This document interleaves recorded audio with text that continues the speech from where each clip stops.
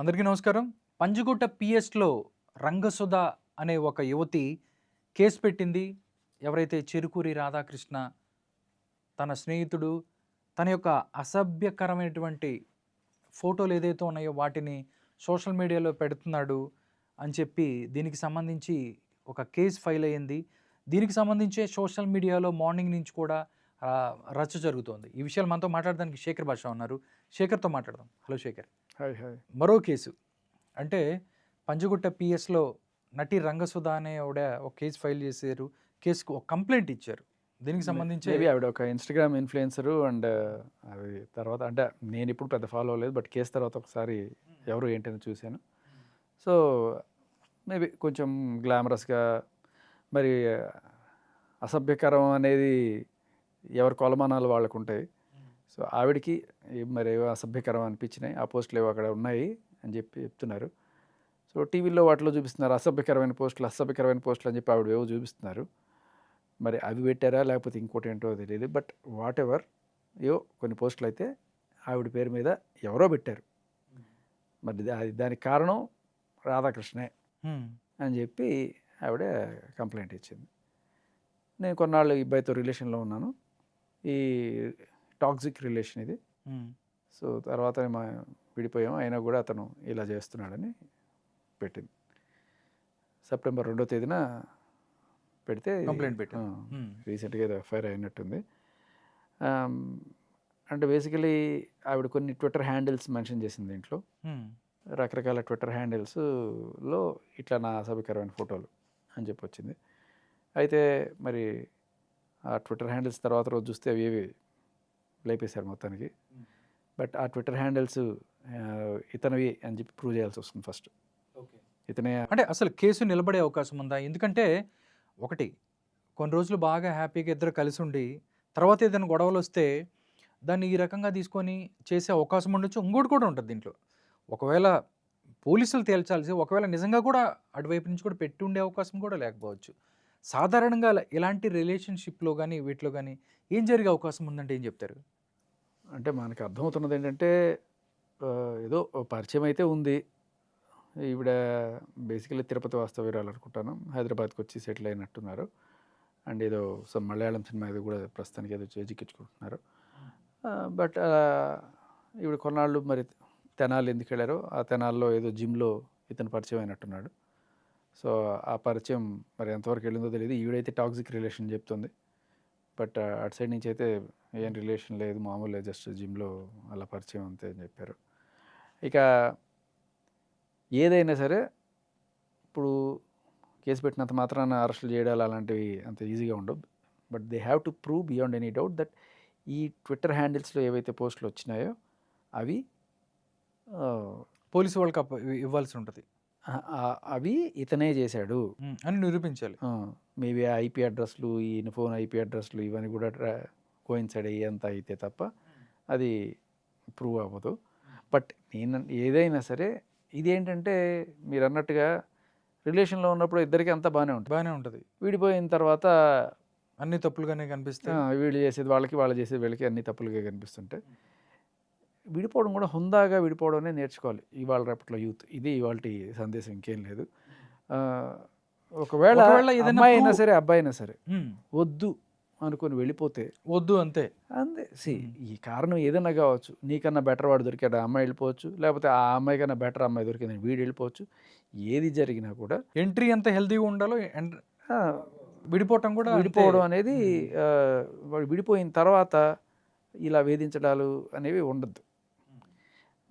ఒకవేళ వేధించకపోయినా వేధించడానికి కేసులు పెట్టిన కూడా మనం చూస్తున్నాం కొన్ని.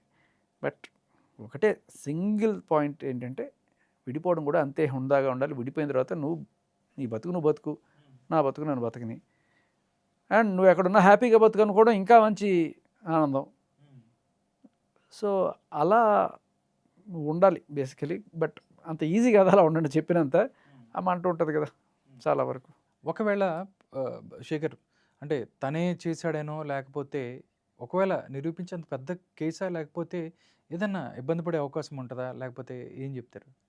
సెక్షన్స్ కానీ వీటి గురించి ఇవి కానీ ఇదేంటంటే అబ్సీన్ పోస్టులు పోస్ట్ చేశారన్నారు. అవి ఏంటో మనకి తెలియదు. అది ఎంతవరకు ఏ సెక్షన్లో పడ్డాయి అనేది కూడా చూడాలి. ఇది బేసికలీ సైబర్ క్రైమ్కి సంబంధించిన ఇది అవుతుంది. ఇక్కడ ఏంటంటే ఒక చిన్న లాజిక్ ఒకటి చెప్తాను నీకు.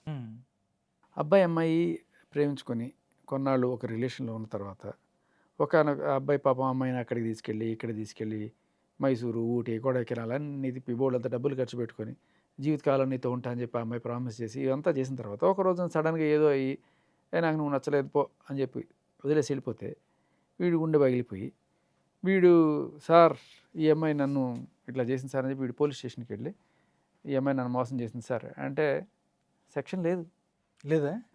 అదే అమ్మాయి గారికి వెళ్ళి పెడితే నన్ను మోసం చేశాడని అమ్మాయి పెడితే వీడి మీద సెక్షన్ 493 పెట్టేసి వీడిని 10 ఏళ్ళు జైలు శిక్షణ పెట్టి వీడిని ముందుగానే అరెస్ట్ చేయడాలి, ఇట్లాంటివన్నీ చేస్తారు. సో ఈ వ్యత్యాసం అనేది ఉండద్దు.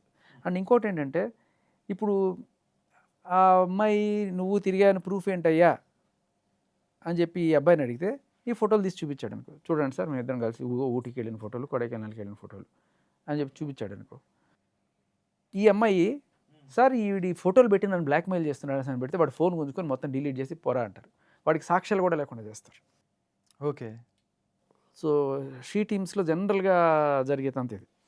అబ్బాయి దాన్ని సాక్ష్యంగా పెట్టుకోవాలి, రేపు ఫ్యూచర్లో ఎప్పుడైనా సరే ఆ అమ్మాయి ఏదైనా చేసినప్పుడు లేకపోతే ఆ అమ్మాయికి సంబంధించిన ఏదైనా కోర్టులో వీడి కేసు వేసినప్పుడు yes we were in relation అని చెప్పి ఆ అబ్బాయి చెప్పడానికైనా సరే ఆ సాక్ష్యాలు ఉండాలి. అవి తీసుకొని ఆ అమ్మాయి సేఫ్టీ అనే ఒక కోణంలో వాళ్ళని డిలీట్ చేయడం జరుగుతుంది. ఇదే రిటర్న్లో అమ్మాయి కనుక ఈ అమ్మాయి కలిసి తిరిగిన ఫోటోలు ఏవో పెట్టుకొని సార్ వీడు నేను కలిసి తిరిగినప్పుడు ఫోటోలు చూడండి సార్ ముందు వీడిని తీసుకెళ్ళి లోపలేస్తారు. లోపలేస్తారు. ఇవి డిలీట్ చేయడాలు ఇవి పెట్టుకొని వీడిని బ్లాక్మెయిల్ చేయొచ్చు. చేసినా కూడా వీడికి కైక్కుమనడానికి లేదు. సార్ ఈ అమ్మాయి నన్ను బ్లాక్మెయిల్ చేస్తుంది సార్ అంటే లేదు సార్ ఇదిగోండి సార్ వీడిగో నాతో తిరిగి నన్ను మోసం చేసేది సార్. ఏంట్రా ఇది చూపిస్తుంది కదా అమ్మాయి ఫోటో. సో బేసికలీ ఏంటంటే ఇక్కడ చట్టంలో ఉన్న కొన్ని తారతమ్యాలు అంటే జెండర్ బయాస్ లేదు. బేసికలీ అమ్మాయి కదా, ఓకే, అన్ని ఉమెన్ బయాస్డ్ లాస్ ఉన్నాయి మన దగ్గర. సో ఈజీ అయిపోతుంది వాళ్ళు కేసులు పెట్టడం. ఇప్పుడు ఇదే ఫోటోలు పెట్టుకొని ఈ అబ్బాయి నాతో తిరిగాడు, ఈ ఫోటో చూపించి నేను బ్లాక్మెయిల్ చేస్తా, నీ మీద కేసు పెడతా అని చెప్పి ఆ అమ్మాయి బ్లాక్మెయిల్ చేస్తుంది అనుకో, సరే ఈ అమ్మాయి నన్ను బ్లాక్మెయిల్ చేస్తున్నాను వీడు వెళ్ళి కేసు పెట్టడానికి లేకుండా ఉంది పరిస్థితి. అది పరిస్థితి. Okay okay. అంటే ఈ కేసుతో చూసినట్టయితే మనం రీసెంట్గా మనం గౌతమి చౌదరి అండ్ ధర్మాది కృష్ణా కేసులు కూడా మనం చూసాం. అంటే ఏమన్నా దానికి ఇది చాలా చిన్న కేసు, ఇది చాలా అంటే తీవ్రతలో చాలా చిన్న కేసు. అది నాకు తెలిసి మేబీ 41 లేకపోతే ఇప్పుడు 35 అంటున్నారు బిఎన్ఎస్లో నోటీస్ ఇచ్చి పంపిస్తారు. ఒకవేళ కనుక పిలిచినా కూడా అసలు అంత దూరం వస్తుందని కూడా నేను అనుకోవట్లేదు. ఏదో ఒక జస్ట్ షీల్డ్ లాగా ఆ అమ్మాయి తను ప్రొటెక్ట్ చేసుకోవడం కోసం ఆ ఎఫ్ఐఆర్ ఉండడం వల్ల మేబీ వీళ్ళు భయపడి ఇంకొకసారి చేయకుండా ఉంటారు అనే కోణంలోనే ఈ ఎఫ్ఐఆర్ నమోదైనట్టుగా చూస్తున్నాను నేను. Which is good for her. And వాళ్ళు కూడా జాగ్రత్తగా ఉంటారు. ఎవడు మనని వాళ్ళు ఉంటారు ఇప్పుడు నాకు తెలిసి. ఒకవేళ వాడు ఇంతకుముందు నిజంగానే అలాంటివి ఏమైనా చేస్తున్నా కూడా ఇంకోసారి అలా చేయడానికి ధైర్యం చేయరు. అండ్ అంతే, అంతకు మించి దీంట్లో అంత పెద్ద భారీ. బట్ నువ్వు చెప్పినవి కృష్ణా మాస్టర్ అయితే అది ఏకంగా పోక్సో కేసు, అది చాలా పెద్ద కేసు, దారుణమైంది అది. అండ్ ఇక ధర్మ విషయానికి వస్తే ధర్మాది యాక్చువల్గా అంత తీవ్రత కాదు, ఇది రెండింటికి మధ్యలో ఉందని చెప్పుకోవచ్చు. దీంట్లో ఏంటంటే వీళ్ళిద్దరూ కలిసి పెళ్లి చేసుకొని కాపురం చేసి పిల్లాన్ని కన్న తర్వాత 4 సెక్షన్లు పెట్టారు, 498. ఇప్పుడు వాటికి సంబంధించి అంత పెద్ద చర్చ ఏం లేదు. దానికి కూడా స్టేషన్ నోటీస్ ఇచ్చి పంపిస్తారు. కాకపోతే ఈవిడ ఎఫ్ఐఆర్లో పెట్టింది వేరు, బయట డిస్కస్ చేస్తున్న టాపిక్స్ వేరు. ఓకే. ఏవేవో మాంసాలు అంటారు, విక్రయాలు అంటారు, ఏంటంటో మాట్లాడుతున్నారు. సో నిజంగా వాటికి సంబంధించిన ఏదైనా కేసు పెట్టినా ఏమైనా ఉంటే దానికి సంబంధించి మాట్లాడచ్చు. బట్ పెట్టిన కేసు ఒకటి, ఈవిడ మాట్లాడుతున్నది కంప్లీట్లీ ఏదో అంటే ఆవిడ మేబీ ఎందుకో కోపంగా ఉంది, ఆ కోపం కారణంగా ఏవేవో తీసుకొచ్చి మాట్లాడుతున్నారని అనిపిస్తుంది. సో ఒకవేళ నిజంగా అవన్నిటికి సంబంధించిన సాక్ష్యాలు ఉండుంటే ఆ తగ్గ సెక్షన్లు కూడా మనకి ఎఫ్ఐఆర్లో కనబడాలి కదా, పోలీసులు కూడా నిజం అనిపిస్తే. అంటే ఏదో రకంగా ధర్మాన్ని ఇబ్బంది పెట్టాలి అనే ప్రయత్నం నాలుగే కనిపిస్తుంది ఉంటుంది. ఇప్పుడు ఎప్పుడైనా సరే ఇప్పుడు మొగుడు పిల్లలు గొడవలు వచ్చినప్పుడు ఇది జనరల్గా ఉన్న ట్రెండ్. మొగుడు పిల్లలైనా బాయ్ ఫ్రెండ్ గర్ల్ ఫ్రెండ్ అయినా సరే ఏదో ఒకటి చేయాలి, వీడిని ఏదో ఒకటి చేయాలనే ఖర్చు ఉంటుంది. బట్ మెయిన్లీ ఇక్కడ నేను చూస్తున్నది ఏంటంటే ధర్మ విషయంలో మేబీ సెటిల్మెంట్ కోసం అటు ఇటు చేసి సెటిల్మెంట్ దగ్గర ఆగిపోద్ది అంటారు అది. అంటే నాకు తెలిసిన కొన్ని విషయాలు చెప్తా. ఇప్పుడు పెళ్ళయింది, సరే బాగానే ఉన్నారు, ఒక కొడుకు. మరి ఈవిడ కొన్ని ఇంటర్వ్యూస్లో చెప్తున్నట్టు ప్రెగ్నెన్సీతో ఉన్నప్పుడు ఈవిడ షూటింగ్లకి వెళ్ళేదట, ఈయన ధర్మ చేస్తున్న షూటింగ్లకి వెళ్ళేదట. షూటింగ్లకి వెళ్ళి మరి హీరో హీరోయిన్లు క్లోజ్గా ఉన్నప్పుడు లేకపోతే ఆ సిచ్యువేషన్స్లో ఈవిడ కొంచెం మరి ఇంటర్ఫియర్ అయిందో ఏమైందో తెలియదు. జనరల్గా అది వెళ్ళకపోవడమే మంచిది ఒకనొక సిచ్యువేషన్. ఇప్పుడు మన సినిమాల్లో చూస్తుంటారు రంగీలా అటువంటి సినిమాలు, లేకపోతే కొన్ని కొన్ని సినిమాల్లో హీరోయిన్ తల్లు చక్కడే కూర్చుంటే ప్రతి షాట్కి ఆవిడకి ఇబ్బందిగా ఉంటుంది, వీళ్ళకి కూడా ఇబ్బందిగా ఉంటుంది. మనం క్లోజ్డ్ సీన్స్ చేయాల్సి వచ్చినప్పుడు, ఇంటిమేట్ సీన్స్ చేయాల్సి వచ్చినప్పుడు ఆ హీరో హీరోయిన్లకి మధ్య కూడా కెమిస్ట్రీ అంత కరెక్ట్గా ఉండకపోవచ్చు. అంతేందుకు ఇప్పుడు మీ ఆవిడ వచ్చి ఆఫీస్లో కూర్చుంటారు నీ పక్కన అని చెప్పి అందనుకో, అవును, కొంచెం ఆఫీస్ మామూలు వర్క్ అయినా సరే, మన ఆఫీస్లో పెద్ద అంత ఇది ఇంత ఇంటిమేట్ సీన్లు చేసేది ఏమి ఉండదు కదా. అయినా కూడా వచ్చి కూర్చుంటానంటే ఎవరికైనా భార్య అంటే ఇంటికి వదిలావా, ఈ ఆఫీస్కి వెళ్ళి నేను కూర్చుంటాను. నువ్వు ఎంత హీరో భార్య అయినా కూడా వర్క్ ప్లేస్గానే గౌరవించాలని వాళ్ళ ఇది. సరే వాట్ ఎవర్, ఆవిడ అప్రహెన్షన్స్ ఆవిడకి ఉండొచ్చు, మొగుడిని వేరే అమ్మాయి ఏమన్నా ఎగరేసుకుపోతుందని. ఒక అసలే అందగాడు, మంచి అవును బాగుంటాడు మనిషి కూడా, అందుకని ఆవిడ టెన్షన్స్ ఆవిడకుండా ఉండొచ్చు. బట్ అది మేబీ కొన్నిసార్లు వర్క్ ప్లేస్కి కొన్ని ఎథిక్స్ మనం పాటిస్తే బాగుంటుంది. ఇది పక్కన పెడితే గిస్మత్ రెస్టారెంట్స్, చైన్ ఆఫ్ రెస్టారెంట్స్, ఇవి హైదరాబాదు, మన అమీర్పేటలో ఉంది, గచ్చిబౌలిలో ఉంది, ఇంకా విజయవాడ, ఇక్కడెక్కడ చాలా చోట్ల ఉన్నట్టున్నాయి. అయితే వీళ్ళు ఈ బ్రాండ్ ఎస్టాబ్లిష్ చేసినప్పుడు అంటే మేబీ కొన్ని చోట్ల ఆవిడ ఇంటర్వ్యూస్లో చెప్తుంది, ఇవన్నీ కూడా నేనే డెవలప్ చేశాను, నేనే వీటిని లాభాల్లోకి తీసుకొచ్చాను, అలా ఇలా ఏదో చెప్పుకుంటుంది. బట్ నేను విన్నది ఏంటంటే ఈ బ్రాండ్ అనేది వీళ్ళకి పెళ్ళి కాకముందే ఇతను ఎస్టాబ్లిష్ చేసుకున్న బ్రాండ్. Maybe 2016 or something. తర్వాత ఇప్పుడు 2 ఏళ్ళకి వీళ్ళకి పెళ్ళయింది. ఆ పెళ్ళైన తర్వాత వీళ్ళు కలిసి చేసుకుంటున్నారు. నో డౌట్ పాపం తను కొంతమంది సెలబ్రిటీస్ని తీసుకొచ్చి ఆ హోటల్స్లో తింటూ వాళ్ళ చేత పోస్టులు అంటే తను ఇన్ఫ్లుయెన్సర్ కాబట్టి తనకున్న కాంటాక్ట్స్తో కొంతమంది తీసుకొచ్చింది. బట్ వాటి వల్ల హోటల్ బిజినెస్ అంత అద్భుతంగా అయిందనేది ఆవిడ నమ్మకం అయి ఉండొచ్చు. బట్ ఏమైనా సరే ఈ బిజినెస్ అనేది ఇంతకు ముందే ఉంది, వీళ్ళకి పెళ్ళి కాక ముందు నుంచే ఇతని పేరు మీద ఉంది. ఇతను రీసెంట్గా మరి వీళ్ళ గొడవలు ఆ టైంలో అంతకన్నా ముందు ఆ అమ్మాయి పేరు మీద రాసినట్టుగా మనకు తెలుస్తుంది ఈ బ్రాండ్ మొత్తం కూడాను. సో నీకే రాసి చేస్తాను, నేను సంపాదించిందంతా ఎవరి కోసం, నీకు పిల్లడికే కదా, మీకోసమే కదా నేను సంపాదించేది, సరే అని చెప్పి రాసిచ్చిన తర్వాత మేబీ ఆ గొడవలు పెరిగి పిల్లవాడు దూరం చేసే క్రమంలో ఏదో జరిగినట్టుంది. తర్వాత అతను ఈ బ్యాక్డ్ ఆఫ్, ఇలా అయితే నాకు కుదరదు, నేను రాసివ్వను అని చెప్పి అతను ఏదో వెనక్కి తీసుకున్నాడట, అబ్జెక్షన్ పెట్టాడు రాసివ్వడానికి. ఆ అబ్జెక్షన్ రైజ్ అవ్వడం దగ్గర నుంచి ఇష్యూ మొదలైనట్టుంది ఓకే అనేది మనకు తెలుస్తున్న ప్రాథమిక సమాచారం. అది ఇక ఇంకొన్ని విషయాలు ఏంటంటే లైక్ ఆంధ్ర పాలిటిక్స్లో టీడీపీ వైసీపీ బలంగా తలపడతాయి కదా. సో వీళ్ళ ఫ్యామిలీస్లో కూడా అంటే వీళ్ళిద్దరూ ప్రేమ వివాహం అయినా కూడా ఇతనే వీళ్ళ ఫ్యామిలీ అంతా ప్రో టీడీపీ, బాబు గారి ఇది ఎవరు అమ్మాయి వైపు, అబ్బాయి వైపు, అబ్బాయి ప్రో టీడీపీ, అమ్మాయి వైపు అంతా వైసీపీ. ఫస్ట్ నుంచి కూడా వైసీపీ ఇది ఉండేది, పార్టీలు కూడా ఉన్నాయి మధ్యలో. వాళ్ళ నాన్నగారు అంతా వైసీపీ సపోర్ట్ ఉండేదంటే ఫస్ట్ నుంచి కూడాను, వీళ్ళంతా ఫస్ట్ నుంచి టీడీపీ ఉండే. సో ఇద్దరి మధ్య ఎలాగో కుదిరింది. బట్ అప్పట్లో పెళ్ళి వద్దు అనుకున్నప్పుడు ఆ టైంలో కూడా మేబీ ఈ పార్టీల డిస్కషన్ మరి ఏమో తెలియదు, వద్దు వాళ్ళ వైసీపీ మనం టీడీపీ అనుకున్నారో ఏమో మరి తెలియదు. ఆ వద్దు అనే విషయం వీళ్ళ ఫ్యామిలీలో గట్టిగా ఈ అబ్బాయికి చెప్పినప్పుడు ఈ అబ్బాయి ఆల్మోస్ట్ సూసైడ్ దాకా వెళ్ళాట. సో ఇంకా సర్లేరా బాబు నీకోసం చేస్తా అని చెప్పి వాళ్ళ పేరెంట్స్ పిల్లాడానికి అంత భీష్మించి కూర్చున్నాక మనం ఏం చేస్తాం అని చెప్పి ధర్మవాళ్ళ పేరెంట్స్ చేసినట్టుగా మనకి తెలుస్తుంది. బట్ ఆ రైవలరీ అక్కడి నుంచే ఉంది.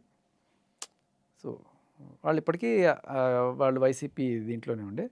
అండ్ నేను విన్నది ఏంటంటే అప్పుడెప్పుడో మరి చంద్రబాబు నాయుడు గారి క్యాంపెయిన్ వెళ్తున్నప్పుడు ఆ, వీళ్ళ నాన్నగారు అండ్ గౌతమి చౌదరి. వీళ్ళ నాన్నగారు అండ్ వాళ్ళ బాబాయి వీళ్ళెవరో కొంతమంది వైసీపీ తరఫున ఉన్న వాళ్ళందరూ కలిసి ఆ క్యాంపెయిన్ మీద రాళ్ళేసారని చెప్పి వాళ్ళ మీద ఒక కేసు కూడా నమోదైంది. సో అది ఆ రైవలరీ కూడా ఉంది, దాని ఎఫెక్ట్ కూడా ఉండొచ్చు. చాలామందికి తెలియదు ఇది, ఇది ఈ పార్టీల కోణం కూడా ఉంది వీళ్ళిద్దరి మధ్య. చాలామందికి తెలియదు ఈ విషయం. సో వీళ్ళేమో ధర్మ వాళ్ళేమో ప్యూర్లీ చంద్రబాబు నాయుడు జై టీడీపీ, వీళ్ళేమో జై వైసీపీ. సో మేబీ వాళ్ళ పేరెంట్స్ ఇన్ఫ్లుయెన్స్ కూడా ఏమన్నా ఉందేమో, ఉండొచ్చు కదా. ఏమైనా ఇబ్బంది పెట్టాలి, ఇలా అలాగైనా ఇబ్బంది పెట్టాలని అది కూడా తెలియదు మనకి అది. సో ఈ కోణం అయితే ఉందనేది తెలిసింది. పార్టీల డిఫరెన్స్ అయితే ఉంది. ఒకటే ఇంట్లో రెండు పార్టీలు ఇముడతాయి, ఒకే కత్తి వరలో రెండు కత్తులు ఇముడతాయి అన్నట్టుగా. Okay. So 2 different ideologies, 2 different ఇది తెలియదు మనకి. బట్ ఈ కోణం అయితే ఐ హర్డ్. శేఖర్, మరో అంశం, బిగ్ బాస్. అంటే బిగ్ బాస్ ఎప్పుడా అని ఎదురు చూస్తూ ఉన్నారు అందరూ. ఈరోజు ఏదైతే మొత్తం అయిపోయింది, ఫస్ట్ ఎపిసోడ్ ఎలా అనిపించింది ఏంటి? అంటే గతంలో కన్నా ఇప్పుడు అంత, అంటే మధ్యలో అగ్ని పరీక్ష ఏదో వచ్చింది, ఎలా చూస్తారు వీటిని? నాకు తెలిసి మా సీజన్ 8 కన్నా సీజన్ 9 బాగుండబోతుంది డెఫినెట్గా. అవునా? ఖచ్చితంగా. నేను ప్లాట్ నచ్చింది నాకు, ఎలా ఉండబోతుంది అనేది కానీ ఆ ప్లాట్ అయితే నాకు గట్టిగా నచ్చింది. మా సీజన్ 8లో ఈ ఈ కోణం లేకుండా వచ్చిన తర్వాత మమ్మల్ని రకరకాలుగా డివైడ్ చేసి క్లాన్స్ అని ఒక క్లాన్ ఎట్లా పెట్టి ఆ క్లాన్స్ మధ్య యుద్ధాలు పెట్టి ఇవేవో చేశారు. కానీ బట్ స్ట్రైట్ అవే ఇక్కడ సెలబ్రిటీ అండ్ సామాన్యుడు అనేది అందరు కనెక్ట్ అయ్యే ఒక విషయం.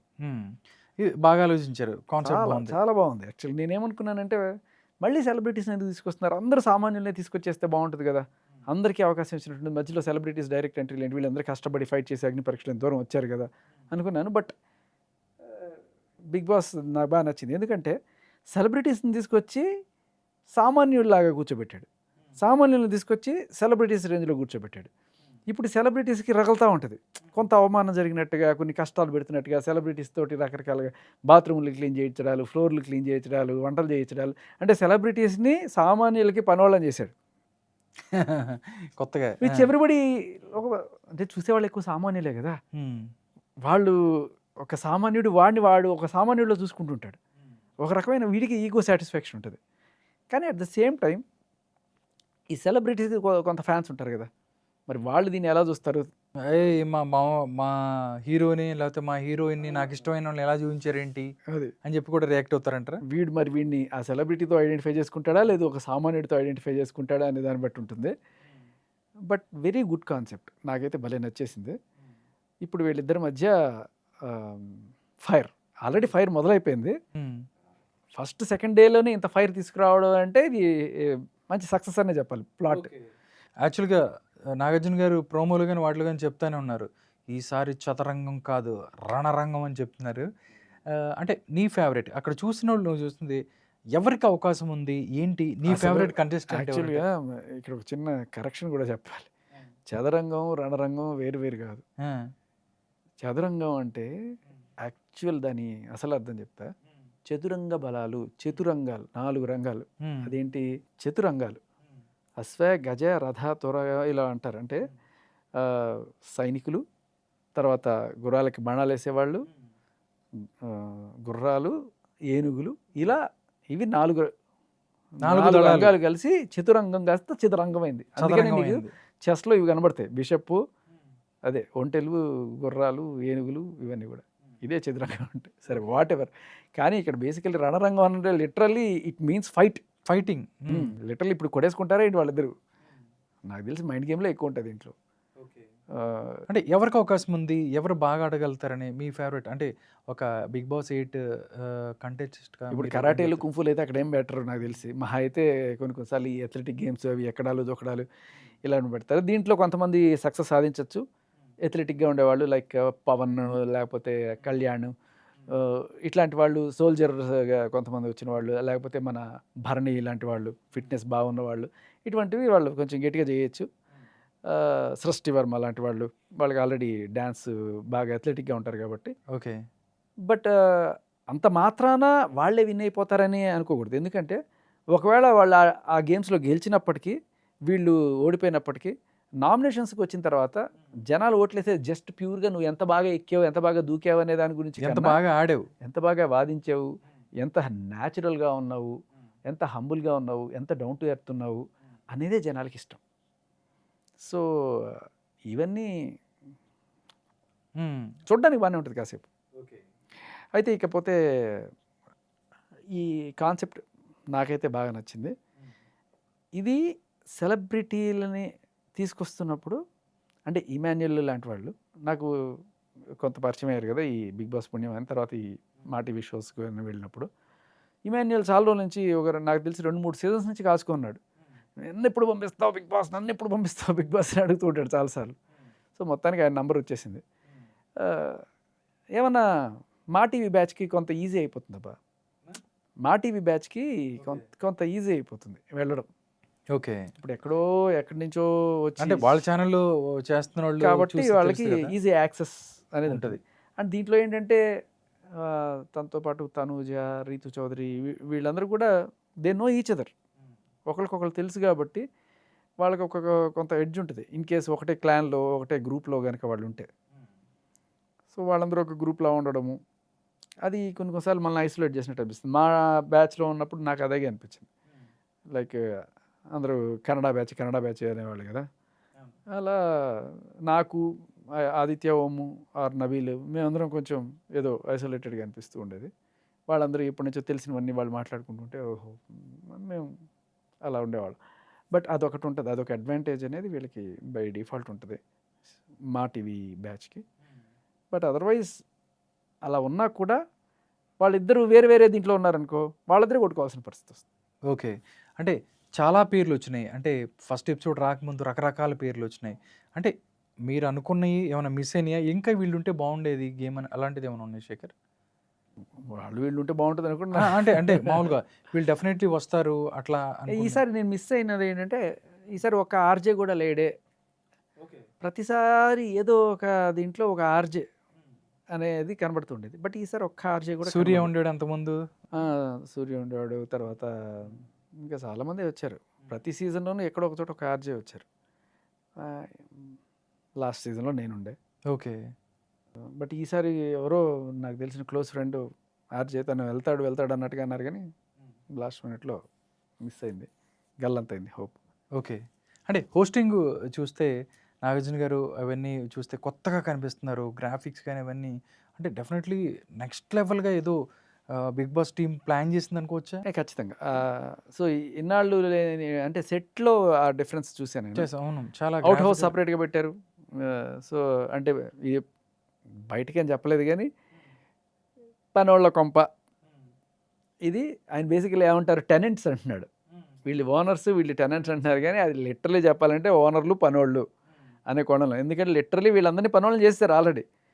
ఇమాన్యుల్ ఏమో మొత్తం ఫ్లోర్ దురిపిస్తున్నారు, ఇంకొకళ్ళేమో బాత్రూమ్లు క్లీన్ చేపిస్తున్నారు సెలబ్రిటీలతోటి. సో అది పనోళ్ళ క్వార్టర్స్, ఇది ఓనర్లు అనమాట. అది ఎవరికి ఛాన్స్ ఉంది విన్ అయ్యే ఛాన్స్? అంటే ఒకళ్ళిద్దరు పేర్లు చెప్పాలంటే ఏం చెప్తావు శేఖర్? అంటే నాకు పర్సనల్గా ఎటువంటి ఓవర్ యాక్షన్లు చేయకుండా వాళ్ళగా ఉంచుకునే వాళ్ళు నాకు నచ్చుతారు.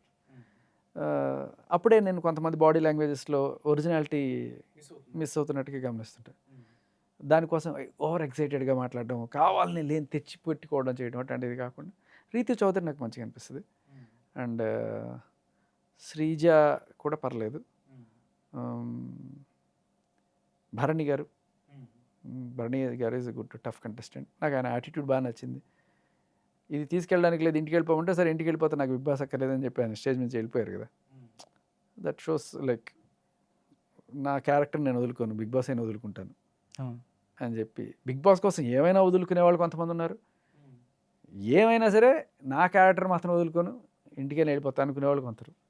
అన్ని రకాల వాళ్ళు ఉన్నారు దీంట్లో. ఓకే, చూద్దాం.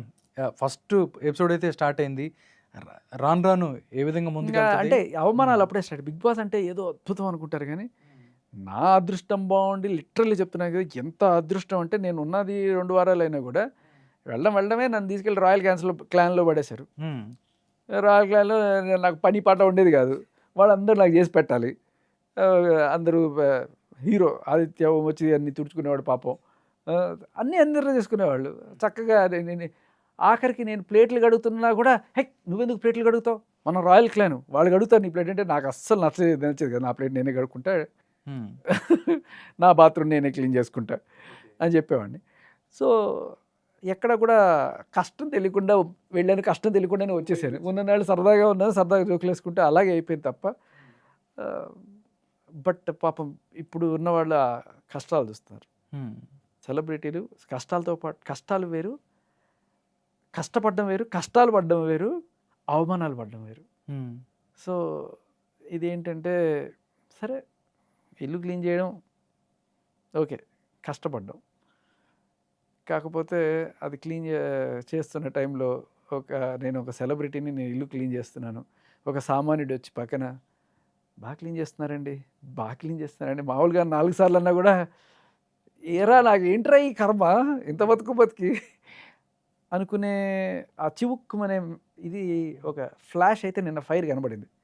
ఇమాన్యుయల్ నాకు గనక రావాలి, వీడినే ఇచ్చి మళ్ళీ వీడితో తుడిపిస్తా అని చెప్పి ఆ ఫైర్. తర్వాత నోటికాడు కూడా లాగేస్తారంటారు చూసారు, అంటే ఇట్లా తింటుంటే ఆపేసి పక్కన పెట్టేసి వెళ్ళిపోండి అంటే అది నిజంగా కొంచెం అవమానం. అది అవమానం. ఆకలి వేరే విషయం, పక్కన పెట్టేసి వెళ్ళిపోవాలంటే. సో ఇటువంటి అవమానాలు ఇవన్నీ కూడా భరించి డౌన్ టు ఎర్త్ ఉండి నవ్వుతూ ఉండగలగాల్సిన పరిస్థితి ఇప్పుడు సెలబ్రిటీస్. చూద్దాం ఏం ఎందుకురా జరుగుతుందో. వెళ్ళాము అని అనుకుంటున్నారేమో చాలా మంది సెలబ్రిటీస్ అని నా డౌట్. అవునా? అది